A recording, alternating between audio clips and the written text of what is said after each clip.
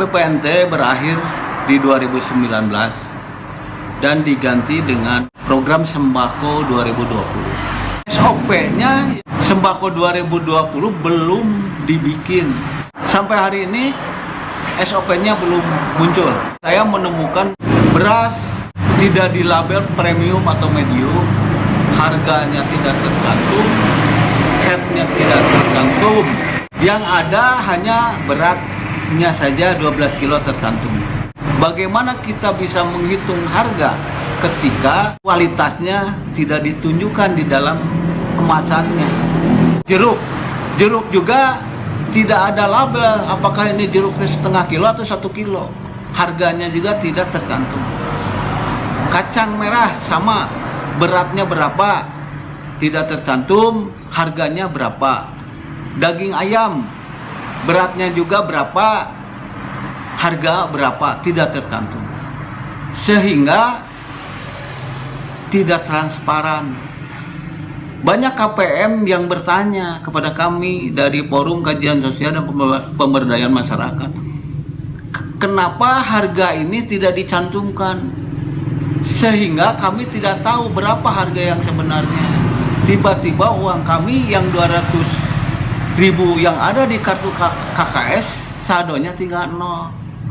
Atas hal tersebut KPM ingin diadvokasi oleh kami sebagai pendampingan dari luar pemerintahan. Kita harus membela orang miskin. Distributor harus membuat fakta integritas agar pasokannya betul-betul bisa diterima. Tugas dan fungsi TIKOR. TIKOR harus menyeleksi distributor atau supplier. Kenapa harus diseleksi? Karena ini menyangkut kualitas komoditi yang akan disalurkan kepada pihak KPM. Jadi sebelum disalurkan, distributor atau supplier harus diseleksi dulu, mulai dari regulasi atau perizinan yang ada, termasuk barang-barang yang akan disalurkannya ke KPM. Itu harus dapat pengawasan yang luar biasa dari TIKOR, diseleksi dengan seksama. Di tingkat e-warung yang terjadi sekarang tiba-tiba saldo 0, padahal belanja tidak 200.000. Jadi mestinya harus ada saldo di kartu KKS-nya. Kalau belanja 170.000 harus ada saldo 30.000 di kartu KKS. Keuntungan e-warung mengambil bukan dari saldo KPM. Itu adalah manipulasi kalau ngambil dari saldo KPM. Harusnya e-warung ini mendapat konsinyasi dari distributor sebesar 10% dari nilai barang yang digulirkan oleh distributor kepada e-warung. Ada laporan dari masyarakat KPM, penyaluran di wilayah Cijingjing, daging ayamnya bau. Itu penyaluran bulan November, awal bulan November sekarang. Daerah Desa Cijingjing, Kampung Kidul. E-warung wajib menggantinya, karena ini dibeli, bukan gratis.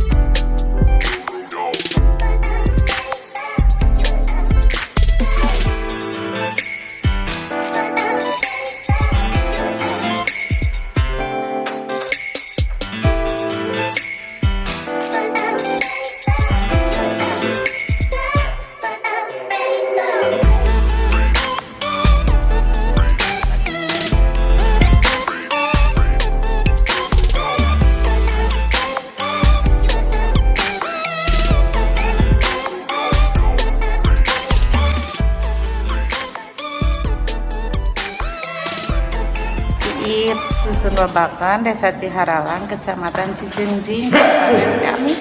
Keluarga penerima manfaat. Alhamdulillah bagus. Alhamdulillah bagus. Beras, kacang, kalau kacang ada kacang hijau, ada kacang merah, jeruk, kadang pir, kadang daging.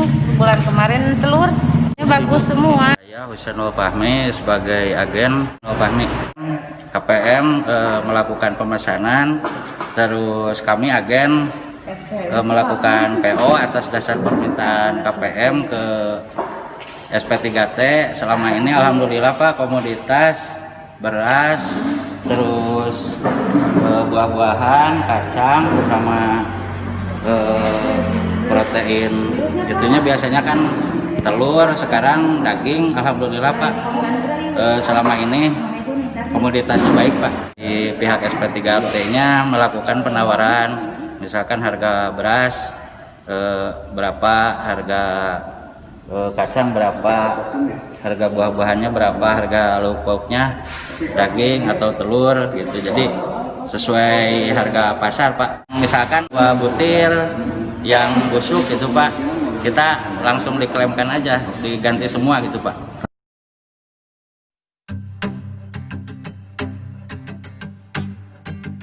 Alhamdulillah Pak, baik Pak, tidak ada istilahnya yang sifatnya cacat atau barang kadaluarsa gitu.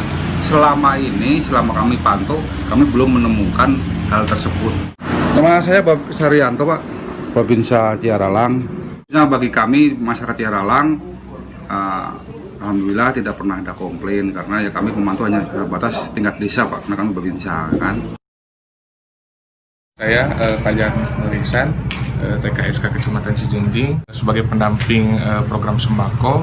Di akhir bulan saya melakukan evaluasi dengan para agen ataupun dengan pihak bank sendiri terkait dengan adanya pelaporan saldo nol. Dan saya pun di setiap bulannya dituntut untuk melaporkan kegiatan program sembako ini ke Dinas Sosial maupun ke pusat, ke Kementerian Sosial. Sebelum adanya penyaluran, saya juga ikut dalam penyeleksian komoditas. Mungkin alhamdulillah sih kalau dari komoditas sendiri sesuai dengan standar, dan apabila terjadi adanya yang tidak sesuai dengan atau kebusukan lah istilahnya, kerusakan, kecacatan, saya saya komplain ke agen supaya agen bisa meretur komoditas ke supplier untuk diganti sama komoditas yang layak. Untuk di Kecamatan Cijungjing sendiri, semua komoditas berasnya dari SP3T. Alhamdulillah, yang saya cek, saya lihat tiap per bulannya, alhamdulillah baik, layak untuk disalurkan ke KPM.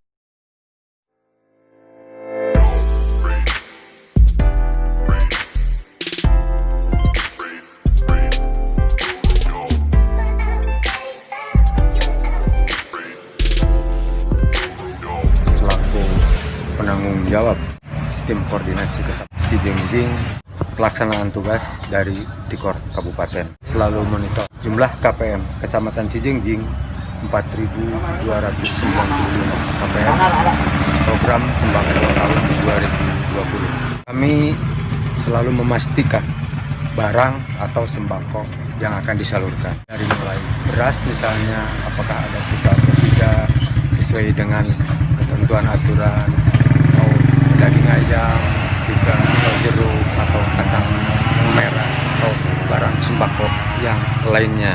Yang paling utama, dari jumlah paket tersebut senilai diuangkan Rp200.000. Kami ucapkan terima kasih kepada Kementerian Sosial yang telah menyalurkan bantuan.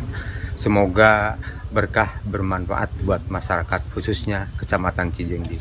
Memang saya klarifikasi terkait adanya komplain dari KPM di Desa Cijungjing kemarin terkait dengan ayam, komoditas ayam unsur hewani. Mungkin karena posisi ayamnya ayam fresh, masyarakat KPM komplain ke agen dan sampailah kepada saya. Nah, alhamdulillah, mungkin sebagai bentuk tanggung jawab saya sebagai pendamping, saya akan komplainkan ke pihak supplier untuk diganti dengan ayam yang baru, yang lebih baik dan tidak berbau busuk. Mungkin ini salah satu contoh dari komoditas ayam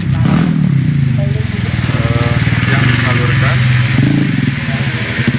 dan alhamdulillah yang saya temui di sini alhamdulillah baik kualitasnya. Oke, mantap.